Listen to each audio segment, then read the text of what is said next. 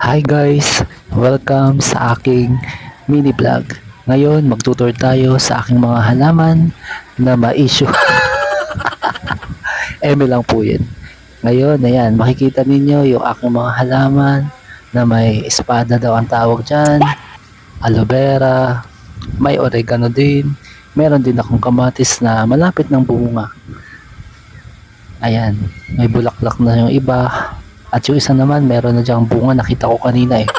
Meron na yung isa. Asa na yon? Ayun, maliit pa. Sana lumaki yan. At syempre, meron pa din tayong mga petchay at mustasa. Maliliit pa yan, pero lalaki din yan. At eto pa, meron din tayong aglaonema. Aglaonema yun yung green na dahon na parang may red sa gitna. Yan, yung mga yan. Aloe vera, meron ding palmera.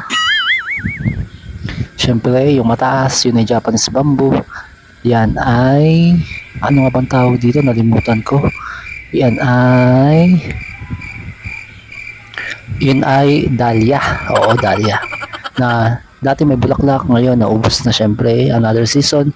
At yan naman na japonica. Yan, may mabango bulaklak niyan, matamis. Marami din bumulaklak, pero pansin ko seasonal din, every month, every after month siya nakabulaklak. At yung nasa gitna naman, yan, mga bago pa lang yan, usbong na bulaklak. Sa gitna, ayan, dragona yata ang tawag doon. Japonica din yan. Bago pa lang na usbong ang mga bulaklak niya.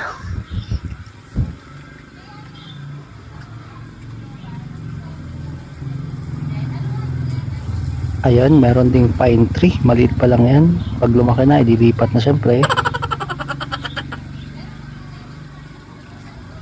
At dito naman sa kabilang bahagi, merong pine tree.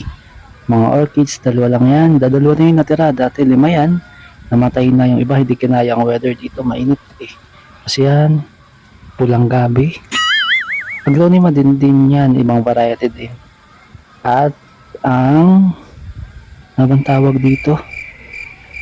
Milleflores, yan. Marami ang mamulaklak. Iba-iba din ang color ng flowers niyan. Depende sa acidity ng lupa na nailalagay ko. Yan. Marami pang iba. Maliliit pa nga lang.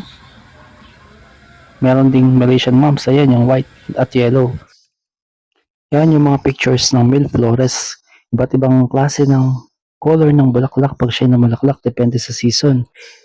At yan ay Malaysian moms, iba't iba rin ang variety, pero ilan na lang ang natirang nakasurvive. Salamat sa panonood. God bless.